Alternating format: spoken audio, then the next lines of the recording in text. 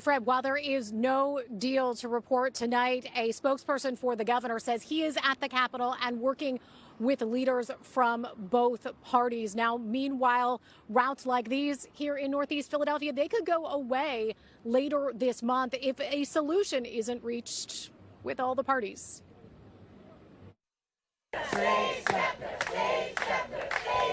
In Yardley, this push to save the transit system from cuts coming as time is running out.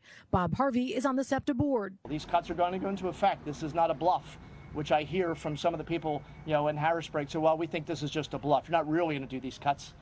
Well, we don't have a choice. Democrats here critical of Senate Republicans' latest move. They've come up with a hollow gimmick that's really little more than a shell game. This week, both chambers put forth ideas that died when they got to the other side of the Capitol, as a divide between parties and House and Senate chambers remains. What's your message to riders in your district and throughout the region who are trying to figure out how they can make these new schedules work?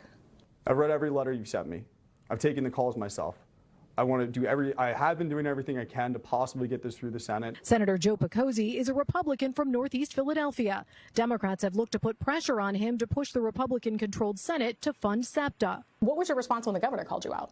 I felt like, I'm willing to work with him. I've been in here for 8 months now.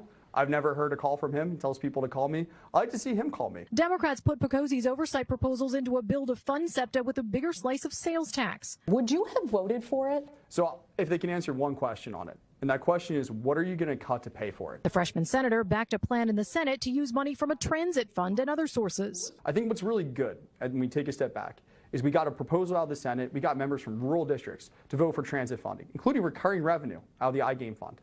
That's historic. What were those conversations like? Was it difficult to get your colleagues in the Senate, your Republican colleagues in the Senate, to vote for transit funding for the Philadelphia region? It's historic. But was it hard? I don't want to speak to my internal conversations with my colleagues. Picozzi says he's worked to build goodwill, and some colleagues told him they'd voted for SEPTA funding just because of him. Ultimately, though, SEPTA does not support that Senate plan, saying the fund it uses is used for capital projects, including safety investments. If they are saying that they need that money in order to do that, how do you bridge that then? We were not cutting any money from the already proposed and allocated for capital projects. This is the excess balance in the fund that's just sitting in a bank account in Harrisburg, not doing anything. A couple of other Republicans today put out their numbers for that fund, arguing that the money is there. I reached out to SEPTA. They did not share with me which of those numbers they think are right or wrong, but they did reiterate their goal of a long-term sustainable funding solution.